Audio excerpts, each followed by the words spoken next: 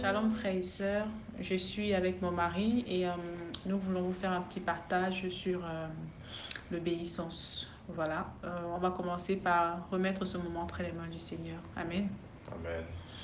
Éternel cœur de gloire, donne à Éternel, Papa, Dieu nous te gloire, bénissons, nous nous te voulons te rendons grâce, rendre Papa. gloire, Nous te nous te disons merci, bénir. Seigneur Yeshua, Moël, Père, Parce que pour toi-même, ce Seigneur moment Dieu, que tu tu permets, permets Papa. toutes choses.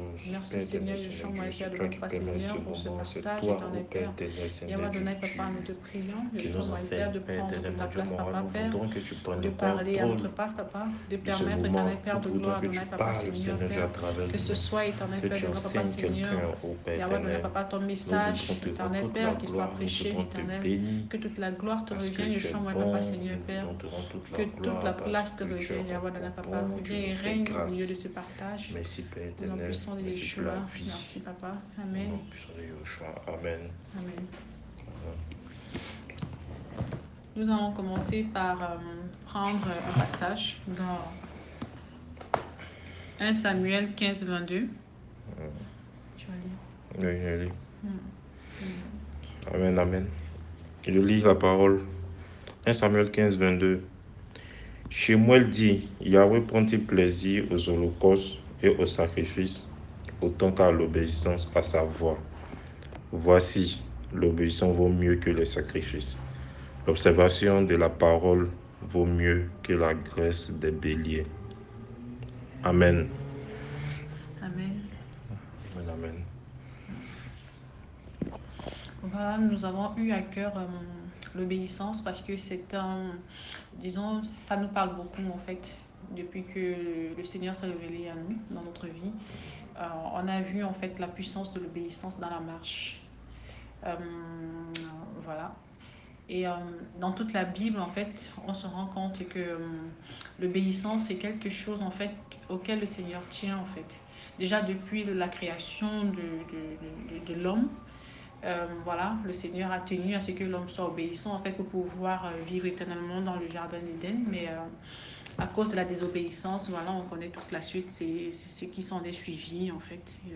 Le péché est rentré et voilà quoi. Donc l'homme a été chassé du jardin et voilà, en gros. Donc l'obéissance, c'est quelque chose auquel le Seigneur tient vraiment,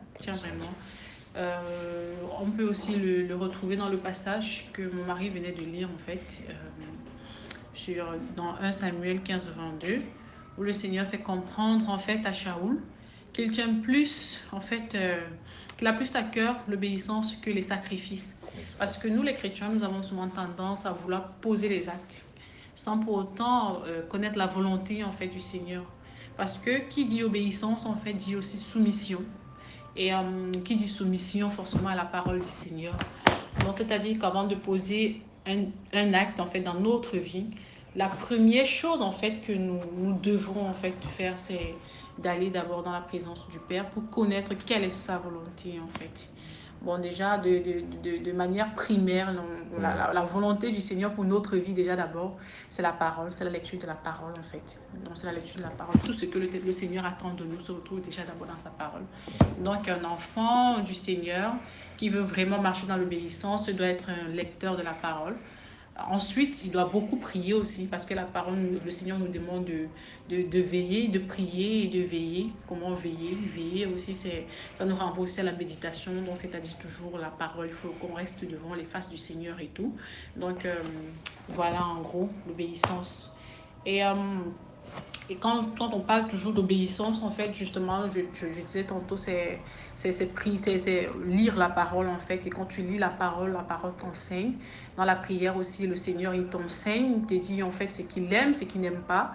Et de manière personnelle aussi, dans nos vies, en fait, ça doit se refléter. Parce que, voilà, ce n'est pas qu'une histoire de lire la parole comme...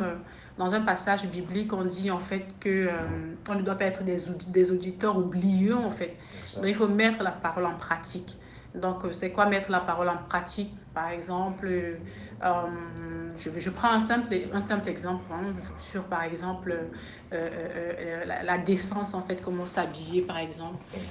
Voilà, tu peux pas te dire être chrétien par exemple et être chrétien est habillé et avoir des accoutrements en fait qui ne glorifient pas le Seigneur, des accoutrements par exemple qui mettent par exemple nos parties entre guillemets intimes en valeur, pas en valeur pardon, que le Seigneur me pardonne, en fait des accoutrements qui exposent nos parties intimes parce que la parole dit en fait le corps de l'être humain c'est le temple du Seigneur en fait, donc du coup voilà quoi, on peut pas exposer en fait le temple du Seigneur comme ça, enfin, on doit respecter déjà notre corps ne nous appartient pas, donc on ne peut pas se créer soi-même, c'est le Seigneur qui nous a créés, le souffle que nous avons en fait c'est le Seigneur qui nous a communiqué son souffle vivant en fait, donc en toute chose on doit prendre soin en fait et tout, et pour moi, pour ma part, en fait, pour la petite histoire, c'est que depuis que le Seigneur s'est révélé à moi, j'ai beaucoup vu, en fait, on va dire, les fruits de l'obéissance dans la marche. Dans la marche. Pourquoi je le dis, en fait? Parce qu'en fait, c'est juste un petit exemple que je prendrais pour un peu illustrer ce que j'entends par obéissance. Déjà, quand je suis venue, enfin, quand le Seigneur s'est révélé à moi, j'avais beaucoup de lacunes. Donc, pour moi, il fallait que je connaisse la parole parce que justement, j'étais dans le monde, je ne connaissais pas la parole. En fait, je suivais bêtement des choses. Entre guillemets, j'étais catholique, je me cherchais et ensuite, après, je me suis retrouvée en fait chez les églises protestants et ensuite même, je me retrouvais même à prendre même des conseils, entre guillemets, même chez les musulmans, tellement j'étais perdue. En ce moment-là, je cherchais véritablement la face du Seigneur. Je me suis retrouvée même, on m'a même dit, même chez un marabout, hein, moi je peux dire c'était un marabout habillé en habit, on va dire un loup déguisé en brebis, un loup déguisé en brebis, voilà. Donc, en gros, donc, quand le Seigneur en fait m'a touchée, quand le Seigneur m'a délivré, la première chose que j'avais demandé au Seigneur en fait, c'était, je vais dire comment, c'était l'amour de la lecture de la parole parce que je sentais que j'avais besoin de ça. Parce que la parole dit aussi, l'homme meurt faute de connaissance en fait. Et c'est vrai, son peuple, le Seigneur dit dans Jérémie, son peuple périt faute de connaissance. Et vraiment, je me suis rendu compte quand j'ai commencé à lire la parole qu'effectivement, je n'avais vraiment aucune connaissance. Et c'est derrière en fait les enseignements aussi que je suivais. Et voilà, surtout beaucoup plus la lecture de la parole, que le Seigneur, l'Esprit m'enseignait, les écailles tombaient. Je me rendais compte de beaucoup d'hérésies en fait que nous, étant dans le monde, nous suivons en fait. Donc voilà. Déjà, j'avais eu, quand le Seigneur m'a touché un an plus tard, ça juste un petit témoignage pour faire part en fait de l'obéissance quoi. Voilà, je devais me marier. Donc en ce moment, mon mari lui n'était pas encore converti. Et quand on parlait au téléphone, je lui faisais comprendre que quand on va se voir, parce qu'en fait, on était dans deux pays différents, il fallait qu'il vienne en fait dans mon pays à moi pour les cérémonies de mariage déjà. Donc, quand on parlait au téléphone, en fait, je lui faisais comprendre que voilà, quand tu vas venir, on pourra pas s'embrasser parce que déjà, pour la petite histoire, c'est que nous, on s'est connus dans le monde. Dans le monde, on a eu déjà deux enfants. On avait eu deux enfants. Donc, comme on dit, chacun a sa marche avec le Seigneur. Donc, le Seigneur a permis en fait que on se marie avant de le toucher. Donc voilà, ça c'était, voilà quoi, ça c'était, on va dire, ça c'était la volonté du Seigneur en fait, voilà, pour mon mariage et tout. Donc du coup, quand je lui parlais, je lui faisais comprendre que voilà, aujourd'hui, j'ai la vérité, je crains le Seigneur, je ne peux plus me permettre en fait certaines choses, je ne peux plus vivre en fait dans l'impudicité. Donc, pour qu'on se connaisse encore en tant qu'homme et femme, ce sera après le mariage en fait. Il ne comprenait rien, il était totalement déconnecté. Voilà. Peut-être, je pense qu'il se disait même que je blaguais. Donc le jour où je suis allée le prendre à l'aéroport, en fait, on s'est juste simplement salué. Il était toujours choqué jusqu'au jour du mariage en fait. Et ce que je voulais dire en fait par là, c'est quoi? C'est que le Seigneur, parce que en fait, je sais comment j'ai pris position, parce que j'ai pris position en fait, dans le respect en fait, dans l'obéissance de la parole, parce que j'ai pris position, le Seigneur a ouvert vraiment beaucoup de portes en fait, là, a ouvert vraiment des portes vraiment, waouh, vraiment magnifiques, que je ne saurais même citer ici en fait. Déjà d'abord, le mariage s'est tellement bien passé, le mariage s'est proprement bien passé, il a ouvert les portes des finances, et vraiment il a touché la famille, par rapport au sujet de la dot, voilà. pour la petite histoire aussi, dans la famille de mon mari, avec un souci en fait d'enfantement, donc ils n'ont pas plus de 2 enfants. Le Seigneur nous a fait grâce d'avoir un enfant en fait en plus. Et je me souviens quand je suis arrivée, quand on s'est mariés, donc pour quelques semaines, les enfants et moi, nous sommes venus le retrouver dans son pays, donc en famille. Donc, entre guillemets, il était à ce moment-là encore dans une communauté, en fait. Voilà. Le Seigneur n'avait pas encore touché à ce moment. Mais le Seigneur m'avait fait comprendre avant le mariage qu'il va le toucher, en fait, que je sois patiente avec lui. Bah, du coup, en fait, je priais juste. Je priais juste. Je ne lui mettais pas de pression. Je ne lui disais pas non, fais pas ci, fais pas ça. En tout cas, bref, moi, je suis restée obéissante à ce que le Seigneur m'a dit. En fait, il m'a dit, va le toucher, que je reste patiente. Alors, je suis restée patiente. Donc, tout ce que je faisais, en fait, c'est non seulement ça, de fléchir les genoux, mais de ne pas tomber dans la compromission, en fait, parce que même les sentiments peuvent nous amener, en fait, dans la compromission. Une petite histoire encore. Comme nous vivons en famille, en fait, et que toute la famille, entre guillemets, est méthodiste, donc les dimanches, quand eux, ils allaient à l'église, moi, je n'y allais pas. Parce que moi, connaissant, en fait, qu'ils n'ont pas la vérité, donc je ne pouvais pas me permettre, en fait, d'y aller sans l'approbation du Seigneur. Bah, du coup, tous les dimanches, j'étais un peu comme le bouc Azazel, là, celle qui peut regarder de tout le monde, assez bizarre et tout. Et puis, j'imaginais, lui, étant l'autorité familiale, comment est-ce que sa famille pouvait le regarder et tout ça. Bah, ta femme, là, qui vient d'arriver, elle ne va pas à l'église avec nous et tout ça. Mais je bénis le Seigneur aussi encore parce que avant le mariage, quand même, je lui ai fait comprendre que je n'irais pas à l'assemblée avec lui. Voilà, qu'on peut prier à la maison et tout. Bah, bref, quoi, j'étais, on va dire, comme le Seigneur le veut, quoi, pour les mariés, quoi. J'étais comme un livre ouvert avec lui, quoi. Il n'y avait pas de surprise, il le savait, c'était juste vis-à-vis de sa famille parce que comme il n'avait pas la vérité, il se sentait mal vis-à-vis de sa famille, il ne savait pas comment réagir, donc c'était aussi un peu difficile. Et quand je le voyais souffrir, bon, voilà, nous sommes des êtres humains. À un moment, parfois, j'avais souvent cette pression sentimentale d'entrer dans les sentiments. Non, comment sa famille va voir, lui aussi, peut-être même un jour, il faudrait que j'aille à l'assemblée, le truc et tout. Et voilà. Mais je bénis le Seigneur parce que finalement, je n'ai jamais eu à céder à aller à l'assemblée. Et quand le Seigneur l'a touché, quand il est venu au Seigneur, il y a eu beaucoup de petites confessions qui ont été faites du genre dans leur assemblée. Il a même été dit en fait qu'il y avait un sorcier là-bas qui mangeait les enfants et tout. Et moi, pendant cette période, j'étais enceinte. J'étais enceinte.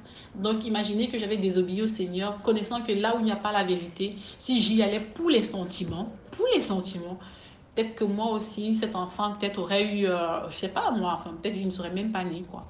Donc voilà, c'est où je bénis vraiment le Seigneur. Ça, c'est juste un témoignage parmi tant d'autres, en fait. Et on voit vraiment toujours dans la parole, en fait, que le Seigneur, en fait, voilà quoi, il nous appelle à l'obéissance, en fait, parce que lui, il nous connaît mieux que nous-mêmes. La parole nous dit que c'est le Seigneur qui sonde les cœurs et les reins, en fait. Donc, c'est lui qui connaît l'avenir aussi, en fait. Quoi de mieux que d'être conduit, en fait, par le Seigneur, en fait, que de lui obéir, tout simplement. Amen. Je vais laisser la parole à mon mari. Bon, je crois que tu as tout dit. Tu as tout dit par rapport à l'obéissance. Moi, ce que je retiens de l'obéissance, je comprends que c'est tellement important d'obéir au Seigneur, quoi, que toute chose, comme il est dit dans la parole, que l'obéissance est mieux que les sacrifices. Hein. Voilà, le Seigneur lui-même sait.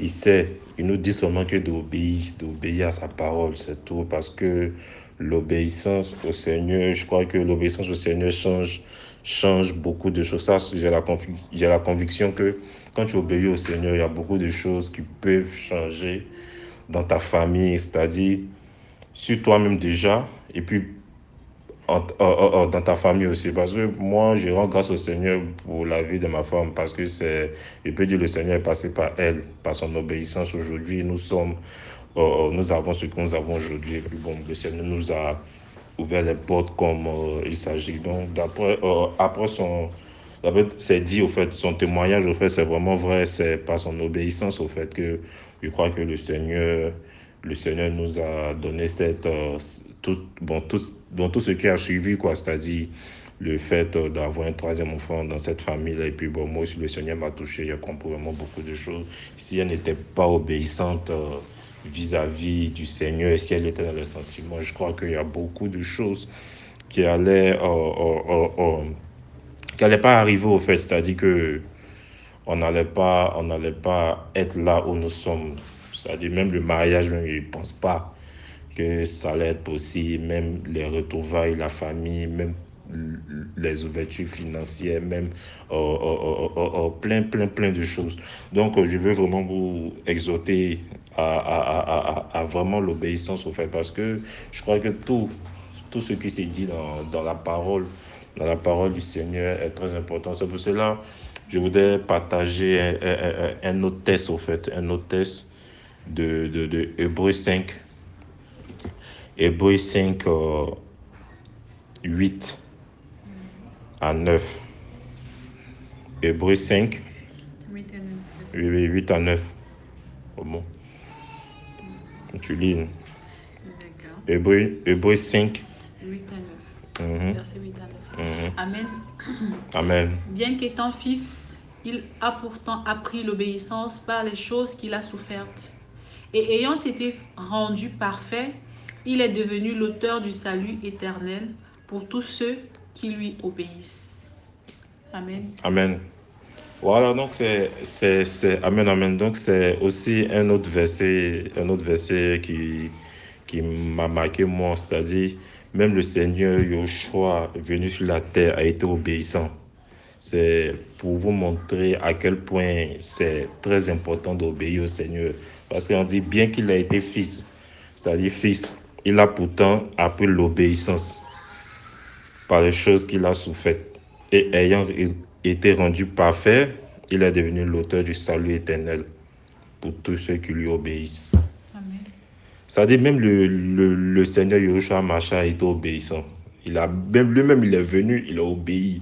C'est-à-dire, il pouvait venir, c'est-à-dire dire que c'est le fils du Père, du Seigneur, notre Elohim. Il pouvait ne pas respecter les lois de la ville où il est né, ou bien respecter les grands prêtres, ou bien respecter Jean-Baptiste, Yohanan, qui l'a baptisé, même parce que c'est lui.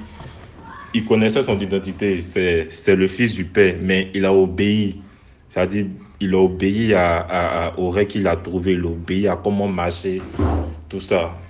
Donc, je pense que l'obéissance est vraiment importante dans la vie d'un chrétien. C'est-à-dire que je parle est vraiment important, c'est-à-dire au même titre que la sanctification. Je crois que ça se suit au fait. Tu peux pas vivre dans la sanctification si tu n'obéis pas à la parole du Seigneur. Ça, c'est impossible au fait. C'est impossible. Un chrétien qui se dit chrétien, je donne un exemple au fait des personnes qui se disent chrétiens, comment on peut dire ça, qui peut-être vont pas respecter. C'est-à-dire, parce que quand tu es chrétien, tu obéis déjà à la parole du Seigneur.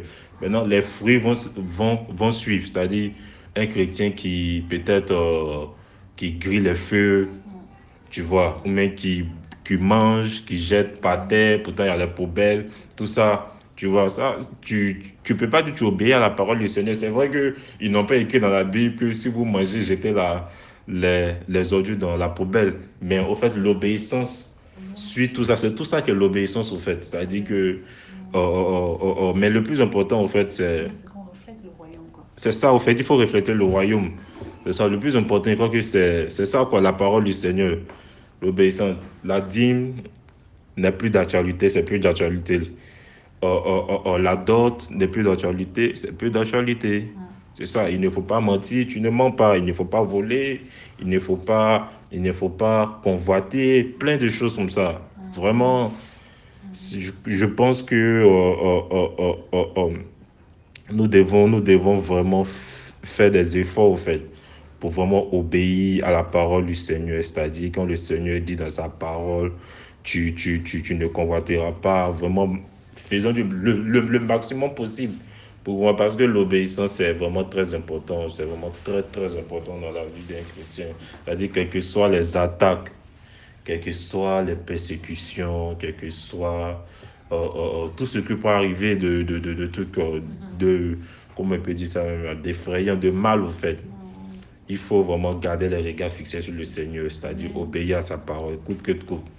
Que quelqu'un te dit non, que si tu ne nous suis pas, tu n'auras pas ça. Mais toi, le Seigneur t'a dit, ne le suis pas. continue de ne pas les suivre. C'est-à-dire que tu obéis à ce que le Seigneur t'a dit, tu gardes ça dans ta mémoire, tu gardes ça dans ta tête. Et je crois que ça va changer vraiment beaucoup de choses. Aujourd'hui, je rends grâce au Seigneur pour l'obéissance de ma femme, tu vois. C'est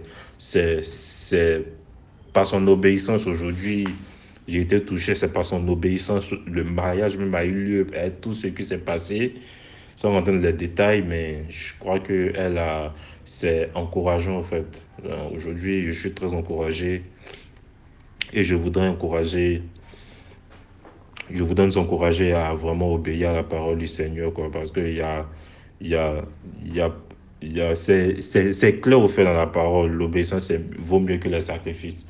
Il n'y a pas d'argent, il n'y a pas de je sais pas quel sacrifice énorme tu peux faire qui sera au-dessus du respect de l'obéissance de la parole du Seigneur, rien. Donc, chers frères, je voudrais vraiment nous encourager à vraiment marcher dans l'obéissance, au fait. L'obéissance, le respect de la parole du Seigneur. Tu obéis. Voilà, bon, je crois que je n'ai pas duré sur la parole. Hein. Je ne me suis pas répété. Hein. Voilà, donc je crois que Hébreux 5, 8 peut nous encourager aussi. Pour dire que même le Seigneur, il y a eu choix. A appris à être obéissant. Et vu que lui, il est notre exemple parfait, hein, par excellence en fait. Parce qu'il s'est fait chair pour nous montrer le chemin.